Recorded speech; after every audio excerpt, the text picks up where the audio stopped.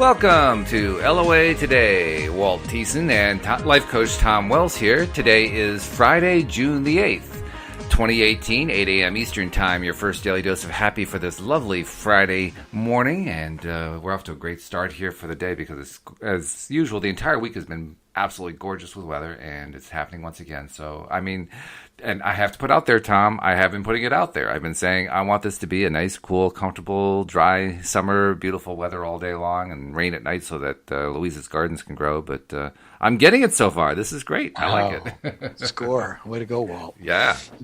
keep doing it. You really can't influence the weather. You need to. I guess I need to get some more rain going over here.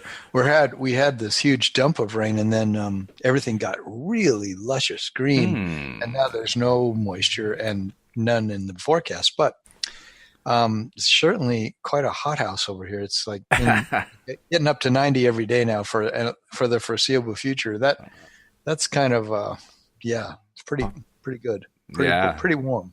Yeah, I'm sure it is very warm. Wendy was telling me that they've entered their least favorite cycle because everything's really roasting hot. And she was describing how when it rains, it immediately evaporates and turns into humidity. So it's not her happiest thing. Where does she live again? Texas. She's in the Dallas area, I believe. Yeah.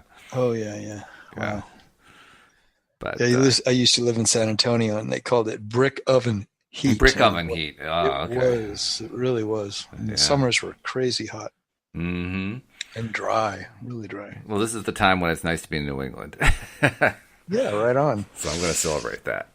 And I'm celebrating the fact that all our listeners are tuning in today. We love you guys. We're glad you're here with us. And we're going to explore a topic that should kind of pick everybody up a little bit today because, Friday's always kind of a happy day anyway, right? Because it's the end of the work week and people kind of associate it with the weekend and all good things happening. So I guess it's really not a bad topic that you can do on a Friday. But nevertheless, today's topic is really good because it's about enjoyment. And enjoyment is such an important thing. You know, it's a fun thing. It's a great thing. And I can't remember who I was talking with, probably one of the co-hosts, but it may have been with Louise. I don't remember for sure. But, I know it was with Joel yesterday. We were just talking about joy and about how important it is to feel the joy and all the different ways to feel the joy. And that it really is the beginning of attracting what it is that you want to attract. So feel the joy, right? Well, today we're going to talk about how to do it. Yeah, it's amazing that it's been the theme of my life ever since I was about 23 when I got involved in this meditation with this teacher from India. And that was his main message was, that what truth actually is, if you want to call anything truth, is the consciousness of bliss. Mm-hmm. So if you're in the consciousness of bliss and joy, then you're in the truth. And then noticing that Abraham Hicks, they talk constantly about how the purpose of your life is joy. Mm-hmm. And I have a magical story of joy to tell today. Oh, really? Well, we like magical stories. It's a magical story. It's a true story. And so it's all about my questioning. Should I tell it now?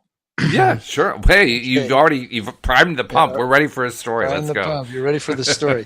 Well, I go to this pond where I sit, and I call it my front yard or my backyard because I don't have a yard, as I've mentioned before. Here at the condo I live in, I have a little front yard, but no backyard. But anyway, I go to this pond that's 15 minutes away. That's just absolutely idyllic, with the snow-covered mountains in the distance and totally surrounded by beautiful willows and cottonwood trees and all these rushes and, what do they call the cattails? And then, of course, there's geese and there's ducks and there's hawks flying overhead and there's red-winged blackbirds all over the place. And it's just totally gorgeous. So I sit in the tall weeds underneath the shade of the trees as the sun comes up. I'm usually there from like 8 a.m. till 1 or something like that. When I go, it's one of my offices where I even take my laptop and I work. And I'm working on this project to create this group coaching program that I'm going to be offering. And so I'm thinking about how I want this thing to be created from a place of joy. I want it to be created from a place of fun and ease because I want it to reflect that quality that I'm teaching, because that's my website's called You Are Joy. And of course I want everything to reflect joy if at all possible. Of That course. really, Oh, yeah. that is our default state. Right. That's the default state of a human being. So in the way that I work on projects, traditionally I make them into a chore. And in the past I've made them into a project. Yeah, we're good So at that. yeah, it seems difficult, and it seems like, oh, I have so much to do, and I don't know where to begin. And it's like the old idea of if you want to eat an elephant, you got to eat it one piece at a time. Not that we eat elephants, God Thank forbid. goodness. Oh, Yeah, but we eat cows and different things like that. But we eat them one piece at a time. And so, if you want to accomplish your project, just break it into manageable bites. But then there's the thing of, well, how do I get the impulses to really make it creative and not something that's just kind of like regurgitating somebody else's information or boring or otherwise not fun for my audience. I want to make it really cool, sure. the best workshop there could be. And so I'm thinking of the thing how Abraham says, well, you get impulses, you get inspiration that comes as downloads from source. Absolutely. And so how do you be tuned into that? So I decided to channel, and I did it twice while I was at the pond last time. This was on the 6th, and I channeled, and the second time I channeled something. I want to read you what came up, and then I'll tell you the story. Okay. And this is all part of the story. Sure. So this is not very long. I said, how do I get these impulse inspirations? Like, give me some more insight, because I'm trying to write this program, write the content for it, and how it's all going to happen. And so here's the answer I got. We want you to see how much fun it is. Really, we want you to ask: is it fun? Is this enjoyable? Is this how I want to spend the moments of this precious life? If it is, then you're right on track. If it feels difficult or stressful or worrisome, then stop. Go within, ask again, or simply listen. This is all already created in your vortex. Now you're just letting it in. Are you feeling good doing the work? Is it playful? Is it inspiring? Is it interesting? Does it fire your passion? You can always take another step back and feel for and even imagine how creating a signature, leading edge, joyful, inspiring creation feels to you. We know this is still sort of new to you, but really it's not. It's how you've always felt when you were following your bliss. Don't support the thoughts that take you down a path of thinking about how or why or when or where you've been acting from some kind of place of limitation. That's simply untrue and unhelpful.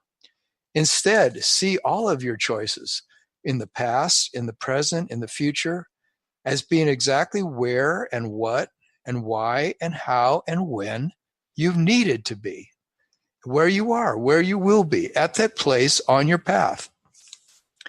Can you still in this moment tune in even more to your intuition, to your joy, to your fun, your playfulness, to your creative bliss? Sure you can. Relax about your creation, your offering. Find the ease and the fun and the flow by pointing your boat downstream. You don't get any points for being super diligent. There are no points to be earned here on this planet. And then I just wrote. Well, that's discouraging. I mean, we've been talking about over the years about all the different ways we earn brownie points. There's no place to spend the brownie points? Oh, no. Yeah, that was kind of a cool line when it came out. I like that one. And then I skipped a line and I said one line. I said, find the enjoyment instead, and put 2 exclamation marks. Well, as soon as I said that, I was sitting there thinking on my little chair, and I leaned back and I said, yeah, just find the enjoyment instead. All right. And I'm looking out over this big pond, which is several acres big. And as he said, find the enjoyment instead, something happened that's never happened at that pond before, that I've been there, probably, I don't know, 50 times in the last 2 years. There was 4 fish that jumped at the same moment. Ooh. Just like choreographed dolphins. Wow. And I've never seen that in a pond, especially a freshwater pond. that four fish jumped at the exactly same time. And so their ripples, were I all heard them simultaneously. I saw the simultaneous ripples, and they were all about 6 or 8 feet apart from each other. And so I was just blown out. I said, "Oh, well, that was a really big verification of enjoyment. Wow, Mm-hmm. fine enjoyment." Yeah. And so, as second, I said that was a big verification of enjoyment. Two more fish jumped simultaneously that were a little bit closer to me. These were about half again the distance over to me, right? So I'm thinking, oh, and I just felt so good. I felt like this. I love it when life says to me, yeah, you're exactly right on. You're exactly right on. This is how life works, Tom. Mm-hmm. We're going to show you in the 3D reality what you're finding out inside. And so I'm sitting there feeling kind of like blissed out and excited. And I said, should I dare say the word enjoyment again? And the second I said, about 30 feet from me, a fish comes completely out of the water, its entire body, and goes back in. And okay, all those things never happen at that pond. They don't happen. I see fish jump, but I usually never see their body. I only see the ripple after the fact, and they never do this simultaneously. So it was just this amazing experience that That's nice though to be in such tune the way you were, because that is the time when you're feeling happiest and least resistant and most allowing. That's a nice space to be in. yeah. And I just realizing that, I am not creating any of this any of this program except from that place. And Mm. not that I'm going to beat myself up together, that's for sure, because that wouldn't be joyful. No. But I'm going to relax and go inside and just get back to that feeling, and then see what arises from impulses about the next thing to do on my program, on creating it. So I just felt that was pretty cool. It That's is. how That's a I nice, create yeah. That's that's how great I feedback. created these dances that I put on here in Boulder. I just would always ask myself, am I enjoying this music that I'm now putting together on my playlist? Does this feel good? Which piece do I want to put on next? So I'd listen to several pieces, and as soon as one really resonated with me, it would be, yeah, okay, that's the next one. And pretty soon I had, like, an hour and a half of amazing dance music, and people loved it. Very, very So good. Yeah. Now, I have to say something. There was in the description you gave me for today's topic, you talked a yes. couple times about asking the universe to get your ducks in a row, something to that effect. And every time I hear that phrase, I always think the same thing, which is mother ducks never get their ducks in a row. Right. The ducks just do it naturally. Yeah, they just do it naturally, and it's kind of basically it's the duck saying, "I'm going to let the universe get my ducklings in a row for me. I'm not going to have to worry about it." She just starts walking, and sure enough, boom, they all line up for her. Right. You know, Right. We talked about that last show, I think. I think we probably did, yeah. But it's one of my favorite things because, I mean, I for many years, like many people, was a bit of a kind of a really detail oriented micromanager of my own stuff to the point where I could Mhm. drive myself crazy. And I was Mhm. often trying to get my ducks in a row. And when I finally realized I didn't have to do it, they just kind of lined up for me. I said, well, what have I been wasting my time on all these years? What have I Well, been doing that for, you know? that's a great realization. Yeah. Yeah. Yeah. I mean, why not let the universe do it for me? It's just like, oh, yeah, okay. Wake up. Yeah. So how's that working for you now? Still happening that way all the Oh time? yeah, I mean I'm still learning it, but Yeah. yeah, it's amazing how often it happens on mundane stuff. You know, we like to talk about stuff that's fun, like fish jumping out of water and synchronized swimming fish and all that kind of stuff, and that is fun. That's a lot of fun. It picks you up, right? It feels good. Yeah. But Right. there's also just the average mundane things that go on every day. I mean, this whole week has been a long series of tasks that I knew I needed to get done in order to support Louise's business and to support other aspects that are kind of tangential to it, and other things that I have, other projects I have to work on. And to be honest, none of it was stuff I really wanted to do a whole lot. But Mhm. I just said, okay, well, I'm just going to get myself into that good place and, just keep, feeling as good as I can about it, looking for all the bright sides, looking for the silver linings and so forth.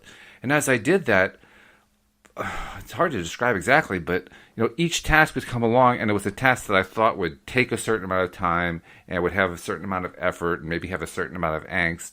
But I just decided to just let it go, and I'll just start doing it, and it went faster, quicker, easier. I mean, the universe kept lining up my ducks for me. That's what I'm trying to say. In each case, in ways that I didn't expect, the ducks lined up, and so it was like, oh well. That wasn't as hard as I thought it was going to be. That was actually fairly easy. Well, that one was pretty easy too. Well, that one was pretty easy too. I mean, Cool. not always things that I enjoyed doing, but they just kept getting easy. Mm-hmm. Yeah, that's I guess what we're talking about. And we live in a world where we've created so much to do and so Yeah. much busyness and producing stuff. Oh yeah. And really, I don't think it is the way that this planet was designed, or this realm, you might say, is just to be so full on creating things. I guess we do it because it's fun on one hand, but I also think we demand it of ourselves sometimes when it's really not what our heart or our soul really wants to be doing. You know what I'm Yeah, saying? I think so. I think you're right. We're still. I mean, we're learning how to be perfectly good. Not perfect. That's the wrong word. Consistent, deliberate creators in the way that we want to create with the results that we want to create. And you don't get there instantly. You work there one step at a time. So the steps that I'm talking about today and that you're talking about include, pressing the easy button, so to speak. And I think eventually we get to the point where all of it becomes easy. And literally easy includes just doing the parts we want to do. And the parts that we don't want to do, well, don't worry about it. It's not a big deal. Yeah. And I think I've always wondered if it was the way that human beings got into being so industrious in the Western world, and basically the northern latitudes was because they, as people moved into the colder and colder regions of the earth, they had to work harder in order to stay warm, Mm-hmm. in order to have shelter and all these things, because they had to go through the winters. And notice that people, like I was always amazed, even just traveling down to Mexico or down to Ecuador, some of the places, just how construction often is very lackadaisical, you might say, compared to northern standards in Mm-hmm. some countries. Oh yeah. And of course, more and more that the northern mentality influences the warmer regions of the world, people are more industrious. But it's like it almost get the feeling when you hear. I've studied so much about indigenous people, and I don't know if we've talked about this before on the podcast, but how I once read this anthropological study that said that the average amount of time that most indigenous cultures that this particular anthropologist was studying are doing anything that would be considered work in our terms is about 3 hours a day. And that work is more like, well, let's go out and get the firewood to cook the food, or let's, the guys go out and they bag an animal, or the women go out and they gather up, tubers and different things to eat. But there isn't really, the sense in the village of people working. There's more just a sense that they're hanging out together and they're doing certain things, but they're not stressing at all. They're kind of like spending a lot of time fixing each other's hair, and then there's the dancing, and there's the singing, and there's the drumming, and there's so many things that are just very chill, very, very much just having a good time. Mm-hmm. And sometimes I think that really that's our biggest mistake in the world, that's caused so many things that cause us to be thinking that the world is an extremely difficult place, and that there's just all this competition for resources, and this need to achieve so much, is because we've gotten so far away from our roots of just hanging out on this planet and appreciating how beautiful it is. Like when I go to that pond, I just make sure that a big part of the time that I'm there, I'm just putting down my laptop or my notebook or whatever it is, and I'm just appreciating that beauty of the place I'm in and letting that sink into my bones so that I carry it throughout the rest of the day as much as possible. Mm-hmm. And that's why I stop and take naps now. Almost every day. I find a time to just stop and lay down and just completely don't do anything because I feel like that's how I open myself to creativity, and that's how I open myself to enjoyment, and just feeling that life is not really a stressed, doesn't have to be a stressful event. I got a client recently who was just talking about how much he just is so busy and just so overwhelmed with his job, and he's a project manager, and then he's taking care of relatives, and he's, you know, always been the responsible one in his family, that always was the oldest and had everything on his shoulders. And I'm just thinking, yeah, it's just something we've got to back away from eventually, like being so overwhelmed like that. Well, I like It's that word that you're using, overwhelm, because I think that word really clarifies. It goes right to the heart of the point that you're making, and that point. I mean, you've been making it obviously from your perspective about what you enjoy in life, and that, that's great. That's the Tom perspective. That's the Tom process. Other people, like for instance, I think of somebody who's you know a ski happy person. He just loves to ski and ski and ski and ski, and mm-hmm, he'll do more and more dangerous stuff, and he's constantly skiing, but he's mm-hmm. loving it. Sure. It's not an overwhelmed situation. For him. It's almost an underwhelmed situation. He can't hardly get enough Right. of it. Right. Exactly. Or I know there's a guy somebody. exactly like that. Yeah. Do you? Okay. Well, then you know exactly what I mean in precise terms, but Yeah. probably more precise than I do.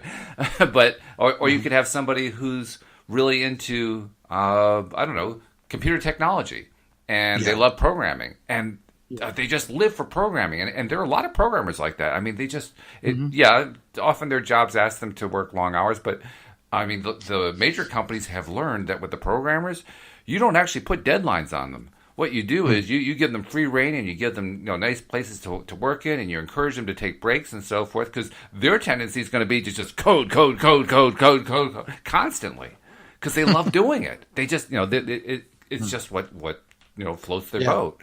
Yeah. And it's going to be different for every person. Every person's interests are going to be different. So I just wanted to point out that it's a great thing to not be overwhelmed, because the overwhelm is the part that knocks us off.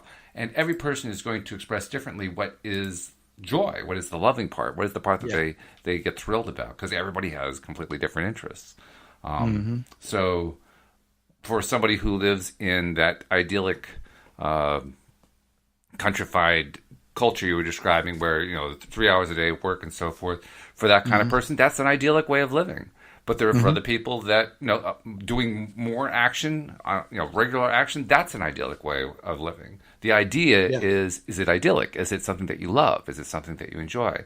Because if you're Yeah. in the overwhelm mode, I don't care if you're working 20 hours a day, or you're working in a small rural area where you're only working 5 hours a day, but you're normally used to working three. Either way, you're in overwhelm mode. It doesn't Yeah. matter. Yeah. It's the overwhelm that causes the problem, and so that was a perfect word. I love that word. Yeah. Yeah. I that word became the the signature word in the ending of my marriage 8 years ago, because my wife said, if I ever hear that word again from you, it's just, I can't stand it, because I would say it so much, because back then I felt so overwhelmed that I was always saying everything led me to overwhelm. And so that was my excuse for all the troubles of my life. And And probably so now, rightly so. I mean, you probably oh were yeah, overwhelmed. That when oh, you're I was. overwhelmed, you're going to feel overwhelmed. You're going to talk about being overwhelmed. We're going to talk about it, yeah. But it was my go-to.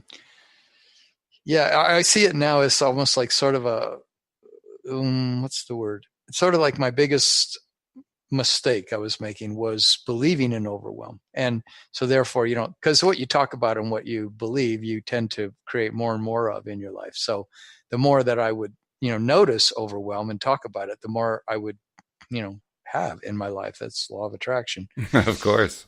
And so now, it's like it even pointed out to me by someone who was teaching me how to do channeling, that, she was reading some of my channeling and saying, did you notice how often you go back to this place of talking about how you don't want to be in limitation, you don't want to be in overwhelming, you don't want to be in fear, and you don't want to be in doubt and worry. And she says, if you're talking about not wanting to be in it, you're not out of it, sort of what was True. her point. Yeah. And so then she was pointing out in my channeling, when I talk about what I do want, or what is the state of becoming of the life that I want to be living, and how different that is, when we're talking about what it is we truly want. And I noticed that that's just sort of like such a signature thing with so much of the work that I think human beings maybe need to be doing right now on the planet Earth, is to be talking about how we would prefer it rather than how messed up it is, Well, I want to take a moment to talk about what I want, because what I want is to encourage our new listeners to become subscribers. And the reason I say that is most of our listeners have been subscribers for quite some time. We know that from the numbers. We see the numbers of, how many unique listeners there are and how many episodes they're listening to. And so we know that they're listening to like 30 to 45 episodes a month, which means they're listening to almost everything that we put out, which is great. And the reason they do that is because they like it. It feels good. It's better than any of the other stuff that's available to them out there, and for good reason. We're focused on the positive. We're focused on the daily dose of happy, and they like getting their daily dose. So if you're a new listener, particularly if you've just shown up in the last couple of days or so, and you're maybe you found us through the book that we put out, Your Daily Dose of Happy, Real Success Stories of the Law of Attraction, or maybe you just found us through PRN or one of the other sources, maybe you're a friend of one of the co-hosts, whatever the reason, please take the moment to subscribe. It's really easy to do. You just go to the homepage at loatoday.net. All the instructions are right there. It takes maybe a minute or two. It's not difficult to do at all. And once you've done it, then every single time that we put out an episode, it comes right to your smartphone. So you don't even have to go look for it. It's always right in the same place. Oh, there's the latest episode. I can go listen to that. And that's what our listeners are doing. They're listening, on the way to work, on the way home from work, doing the housework, working around the yard, riding on their tractor. We have a listener who rides on his tractor and listens to us. I think it's great. I mean, all the different things that people do in their lives, that's when they're listening. Just put something in the background, right? So put LOA Today in the background. You're going to love it. And thank you for your support, because we love you guys. Good. And how's the book doing? Book's doing great. We've had over 600 people take it, and it's great. I mean, it was a really worthwhile project to do, and I'm looking forward to doing the part 2 of it. Part 2, of course, is where we're going to not just publish stories from life coaches, which is what we did with the main first book, but I'm going to start reaching out and finding people who are just regular, everyday people, maybe some of our listeners perhaps, who have had, interesting stories happen where the law of attraction was concerned. And I won't be asking them to write the stories. I'll just be asking them to, tell me about it, and I'll record it and I'll write the story up. I mean, if they really want to write the story, they're welcome to, but most people find that writing's a little bit of a tedious task, so they don't really want to do it. But it's going to be great to have that next book. And I'm actually hoping to turn it into a series of books. I mean, it really comes down to how much material I'm able to collect. But imagine if I'm able to collect 30 stories a month. I can put out a monthly book, right? A different book every month. Yeah. And now it becomes a true series, like Chicken Soup for the Soul was, for example. Uh-huh. Yeah. So how's it going? It's going great. Oh, good. Yeah, I would could contribute stories. Maybe I'll write my fish story up. Yeah, that would be a good one to include. Because that's just it. We tend to think that a story like that, a law of attraction story, has to be this big, spectacular story. And sometimes they are. But sometimes it's the most mundane stories that are interesting. Like, you're putting things out to the universe and getting immediate feedback instantly right in front of your eyes with fish synchronized swimming in the water or synchronized jumping or whatever you want to call it.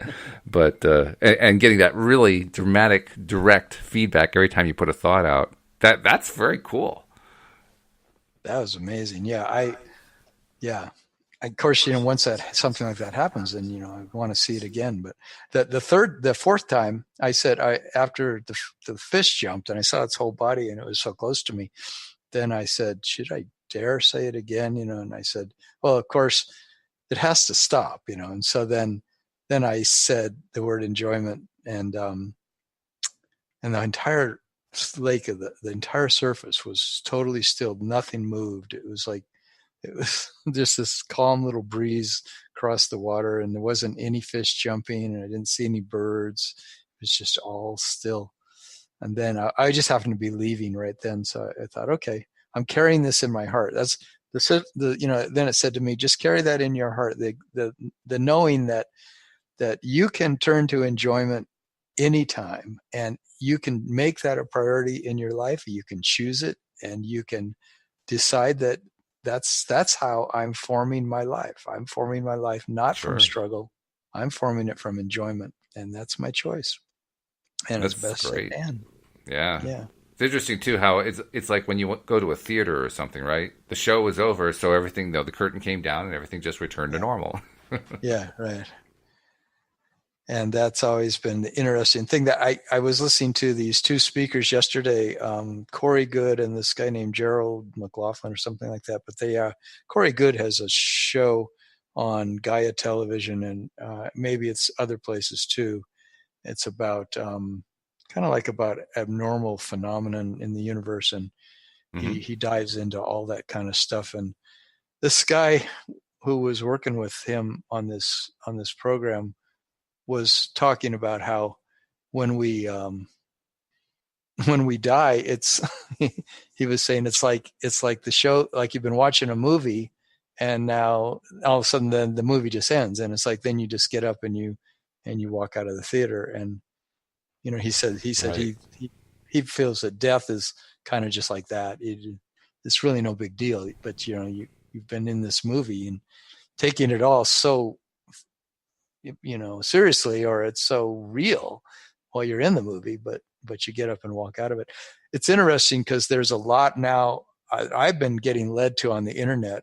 I By divine intervention, I got led to these videos by Elon Musk, and Hmm. you know who he is, the Yeah, creator of Tesla. Right. Tesla, and so many other creative things he's doing. Yeah. And one of his big things that people are asking him as he goes around the world is about his understanding how the entire world is a simulation. And the leading edge right now of a lot of quantum physics research is showing that it's that all of reality might even be pixelated. Indeed that it is, that everything seems to be showing that we are actually in some kind of a simulation that might be being produced by other beings, that or by us, but that it's a simulation nonetheless. It's a hologram. And so, that he was talking about how everything you're seeing through your eyes is only what exists. Nothing else exists except what you're immediately perceiving. You're hearing it and you're seeing it. So your body and everything is just a projection, a simulation that you're creating. But and then the entire simulation that we live within, this whole thing, the realm that we call the Earth, is just a simulated realm. And then they were questioning, who's creating this simulated realm, and what's creating this simulated realm. So you're Um, suggesting that's basically a Star Trek holodeck.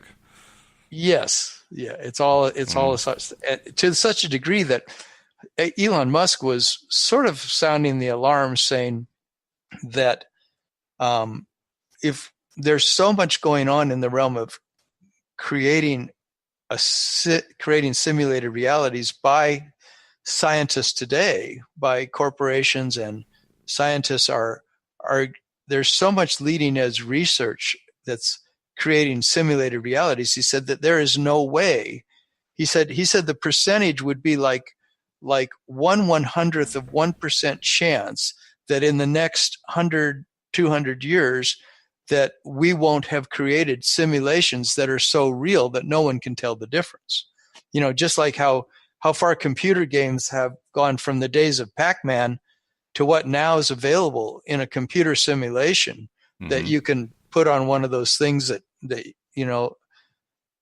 affects your hearing and your eyes and everything, so that you're in this fake simulation, but it seems so real. And he Hmm. said that's just going to become more and more what is available on the outside, being created by simulated, corporate entities that are creating this stuff, and that we won't be able to tell the difference between a simulation and what we're now calling reality.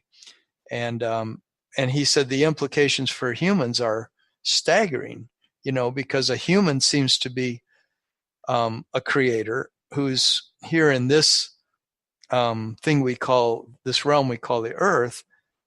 And, if that changes so drastically because we no longer relate to the natural world, what are the implications of that? That's what you're saying. That he was saying that we've made metal so important, but metal seems to be a vibration that is not as connected to the organic earth that provides us with food and water and air and everything.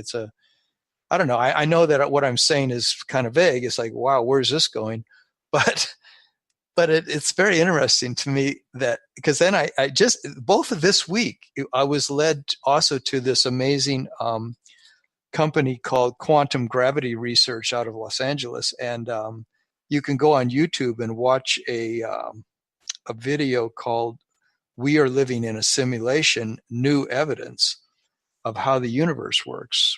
And it lists in this amazing video 7 ways that science, quantum physics, is proving that the whole universe, what we consider the universe, is all a simulation. Even the way geometric shapes form everything, the basis of all matter is these geometric forms, and how those are simulated. Anyway, it's a fascinating thing to watch. The one theme that I keep seeing over and over again, and I hear it in what you're describing there, is I've heard this idea that simulations are going to become more the norm and so on and so forth. And, I think there's going to be a lot of truth to that. The interesting thing to me is how often that gets presented with a fear-based twist to it. Yes, exactly. For instance, there's the Matrix series of movies, right? Matrix and Matrix Reloaded, and I don't remember what the third one was called. But the general idea was, in that the theme of those movies was that there was an invading species that had created this software program that convinced everybody they were living in the 1980s or 1990s or something like that. And in fact, they were all they were really doing was serving as food and energy sources for the invading beings. Right. And it's a very fear-based thing, and of course you have your superhero Neo who saves the world and all that kind of stuff. His friends help him save the world. Then you have Elon Musk and others proposing the idea that, well, if we become so engrossed in these simulations, we'll lose connection with the Earth and so forth. And it's just like one fear thing after another. And from where I sit, none of it. We don't have to fear any of it. I don't think any of it has to really happen the way the fear mongers are saying it has to happen. What's so amazing, exactly what you said, is that I was watching this program. I was telling you this video with this guy Corey Good and Gerald, whatever his last name is, and and that's what dawned on me, that here they are talking about this most miraculous, amazing creation process, that the universe and how we create reality and all this stuff, and yet, no matter what, it always dovetailed back into fear. Right. And then the people would get up and ask their questions. This was happened here in Boulder, that these guys were speaking, and the people would get up and ask their questions, and so many of them were based on fear. You're right. I mean, and it wasn't necessarily a terrifying fear. It was almost like shamanic fear, like well, we're all shaman, but like, look at these things. And but bottom line was, we should all be very worried. And I'm thinking, that's so bizarre. But yet I noticed that, like, Corey Good's programs that he puts out there, he makes a boatload of money doing that, right? Of course. And fear has never stopped selling. Fear has sold since the beginning of time. Yeah. It's like when you go into learning about copywriting and producing any kind of a program, like as I'm creating my marketing for my group coaching program, and all the marketers who out there teaching, right? They say one basic thing: what's their pain points, Right. what's the fear that they have, and be sure that you make that really in their face and tell them stories that make them feel fearful of what they're going to lose if they don't get your product. Mm-hmm. And I hate that. I'm so done with that. It's like you and I have been talking about that ever since we started doing this podcast together, is how can we begin to tell stories that are not fear-based and begin this new paradigm of doing things out of joy. That's what this whole podcast today is about. How can you, instead of doing it because you're so afraid that if you don't get your act together, you're not going to make money and you're going to end up destitute and on the street eventually, and your whole life will be ruined, and it's like, I hate that as a motivation. It's just, yeah, you want to vibrate with that. And then what are you going to get? You're going to get more of that. Mm-hmm. That's right. So here's these guys talking about, the entire way that reality is created. And instead of glorifying that there could be love behind the whole thing, there could be beauty behind the whole thing, they're saying there could be some kind of aliens behind the whole thing that are really, have a sinister intent. Where does that come from, Well, more than where does it come from? What's the way out? The way out is, I think, fairly clear to us, but may not be clear to the fearmongers and to their followers. The way out is, I think it starts with kind of what you started to say at one point. You talked for a moment there about how we have this world of deliberate creators, and these deliberate creators are going into these simulation modes and doing their creating there. And the implication is, once they get in there, they're going to get stuck. But that's not what a deliberate creator does. Deliberate creators don't get stuck. That's what makes them deliberate creators. Stuck people are the people who can't create. Yeah. When you're stuck, you are no longer in creation mode. You're no longer in allowing mode. You're no longer in dreaming mode. You are in fear mode. Right. And that, I think, is the key message that kind of counters the whole fear-based driven system, which is nothing happens in fear. Fear is not where things happen. It's not where growth happens. It's not where creation happens. It's not where any of the good things happen. All that happens is, it happens in enjoyment. It happens in love. It happens in happiness. That's where all the good stuff happens. It never happens in fear. Fear is the antithesis of growth, the antithesis of creation, the antithesis of all the things that make life worthwhile. Mm-hmm. It was interesting. These guys even said that. They even had a little portion where for a few minutes they were talking about that exact thing, about why fear doesn't work. And yet, I don't know why they didn't catch the fact that they keep appealing to it. Yeah, they're talking about that there's a fear-based thing in this thing.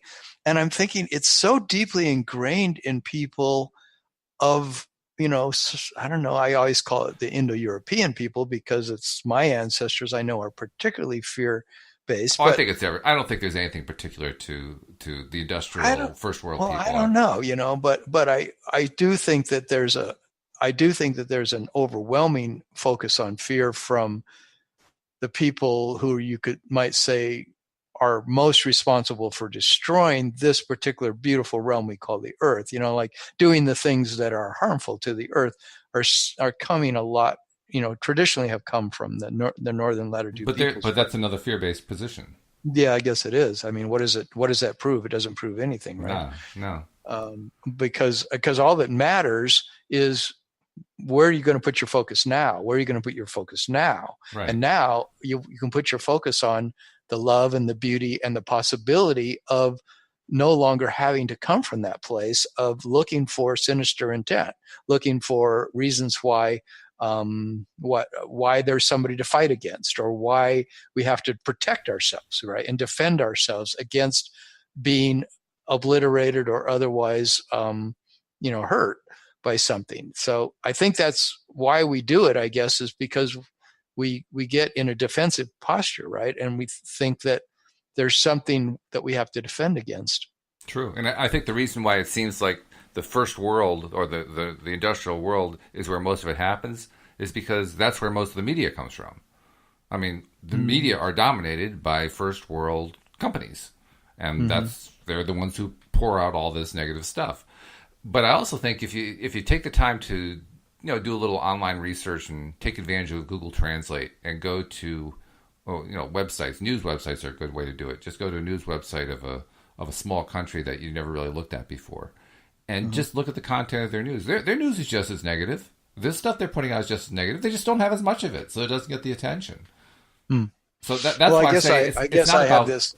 it's not why. That's why I think there's nothing particular about the first world that makes the first world more focused on negativity than anybody else. They just put out more of it, but there's plenty of it out there in the other areas. You just don't see it as much. Yeah, I suppose so. Yeah, I guess I had this.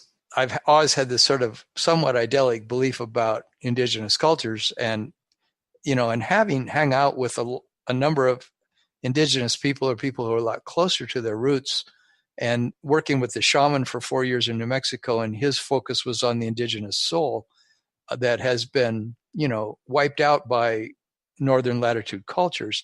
So, it was easier. I mean, I've gotten sort of conditioned to believe that there was a way that people lived on the earth that was not fear-based, not that was actually lived in harmony with the things that then have become so fearful since that time. Oh yeah, And and that kind of belief has existed for a long time. I mean, the whole idea of Atlantis, for instance, is based on this concept that there was a golden age where there was a golden civilization that just lived idyllically, and then through some catastrophe outside of its own control, it was, or perhaps depending on the story, some people tell the story that the members of that society themselves deliberately invoked this catastrophe that drove it to the bottom of the ocean, or obliterated it, or did something to make it appear to go away. And there are some who say it's still there, but it's hidden, and all this other stuff. That kind of a theme has been around for a long, long time, and not just Atlantis. I mean, you can find it in Christianity. There are themes about it that are in Genesis. You can find it in Islam. You can find it in Hinduism. You can find it in Buddhism. I mean, it's all over the place. You can find it in our podcast today. You can find it in our podcast. Hey, there it is. We have now joined. We've joined the realm. My theme today is based on the belief that I can, if I continue to go for it, I can eventually get to the place where 99.9% of my experience, or at least let's say 90% of my experience, is being initiated and experienced from a place of joy. That it's my purpose here, and that I can get fish jumping everywhere. You get fish jumping. I like it. I can get feeling really good when I go cook my breakfast. I can get feeling really good when I cook my dinner. I can get feeling really good when I call my friend. I can get feeling really good when I go see my girlfriend. I can get feeling really good with the books I pick to read. I can have my job feeling really good, all the work I do. I can attract massive amounts of money, or just the right amount of money. I can, nap when I need to nap. I can, all kinds of things. If I start getting a hurt inside my body, I can heal it, because I can use my mind to heal it. I mean, this guy Gerald was telling how he got a cancer on the outside of his nose. And so all of his friends and his doctor and people are saying, well, we've got to operate. You've got to go into surgery this Friday. This is really bad. And so thing was growing on the side of his nose. And he said to everybody, it'll be gone in 5 days. I'm taking care of it. And so in 5 days later, it fell off and it was gone, and it never has come back. And that he said it left a hole in the side of his nose that he had to then fill in. But he said he did it all with his mind. He just completely willed entirely and, imagined it taking care of it, and he took care of it. And, so the thing is, what is possible in the realm of enjoyment? What is possible in the realm of love and beauty, And for those earth people from that. For the people who focus on the Atlantic thing, the Atlantis thing, or Eden or whatever, he said it was in the past and it's a lost paradise and all this other stuff. They're missing the point. The point is, it doesn't really matter what was in the past. What matters is, what are you going to do right now? Because Eden is there to be created for you. Atlantis is there to be created for you. You just got to decide that that's what you're going to focus on. Right. It depends. What do you want to create? Creation is right now. Creation and now is the only creation that matters. The past creation, it's nice to look at. It's nice to have thought about, but you know what? It doesn't do anything in terms of living now. It's in the past. And we have no idea what really the past was, unless it was in our own life, I guess, Yeah, or we remember it.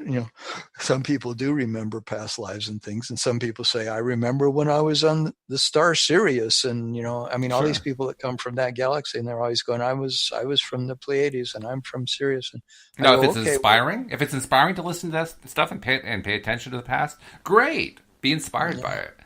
yeah, But the problem that I see happening is people look back at the past, they see this idyllic past, they compare it to what they see as a negative present, and they pine and they get upset about it. And mm-hmm. that doesn't produce anything positive. Right, All that does is make us depressed. All it does yeah, is make us feel fearful again. All it does is mm-hmm. make us feel like we can't win. Where's the good in that? Right." Yeah, it completely comes down to your moment by moment choices and the way you decide to shape your thoughts right now. It's going to determine everything going forward, right? Exactly. Exactly. And the feelings that we get in touch with, and it's sort of like with a client when I'm trying to get him or her to sort of see that they're just trying way too hard to have happiness, and that happiness is actually a natural state. It's a Mm. default state, and that if you could just slow down a little bit and relax a little bit, you begin to see it.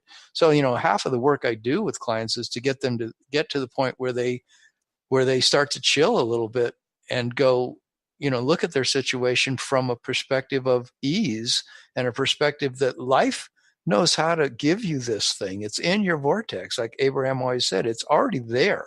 You've already created an easy way to do your job. You've already created this, like my group coaching program is already created, and it's fantastic and it's wonderful. Now, how can I just let it in? How can I just like watch it be created? Like you were saying, you were doing your projects this week and you watched the ducks just line up in a row, and so you didn't have to stress over it. Nope. Maybe a little bit, but Oh, then I'm you sure didn't, I did do some stressing, but that but that you was the didn't have point. to. The point is I Yeah. didn't have to. As I looked at it, it's like there was no point to the stress at all. It actually probably hindered me more than anything else. Hmm. Hmm. So when I think of people being so concerned about what's going to happen to the planet Earth because so much climate change and all these different things, if this is all a hologram, then the whole thing is completely dependent on how we're thinking about it. So let's more and more of us think about things as healed, as whole, as functioning beautifully. Because Hmm. that's clearly the way the Earth, naturally does. It always just wants to go back to homostasis or whatever it's called. It wants to go back to ease. It wants to go back to things working. I mean, you could have a part of the earth that's been ruined by human beings having destroyed it years ago by taking all the trees, cutting down all the trees, and then it got all eroded, and now it's just like all this really nasty place, but that can all be restored. I mean, I study permaculture. I'm a certified permaculturist, and one of the things permaculture does is it looks at a place on the earth and it says, how can that place just totally return to its natural state? And in mass areas of China, these permaculturists went there and showed the Chinese government how to return these vast areas to naturally abundant, beautiful, thriving areas that could produce food and trees and everything. And that same was done in Israel with these desert areas that were completely desert. The Israelis turned them into oases of food and water. And all they did was just make a few changes that let the earth naturally return it to that state. So it's like all of life wants to be in that place of abundance. All of life wants to be totally producing beauty, and it's only our fear and thinking that things have to be difficult that keeps it in a mode of stress, in a mode of where it can't relax. It can't be that natural way that it wants to be. It's true. And one of the most fascinating things from my perspective, where this whole idea of simulations and living in a simulation and experiencing and operating in a simulation is concerned, is that the people who get fear based about it tend to forget that simulations are programmed. Somebody had to build the program. And in fact, Mm-hmm. many of the kinds of simulations that get created in popular culture and fiction and so forth, there is a lot of creativity going on within that simulation to continue developing the programming.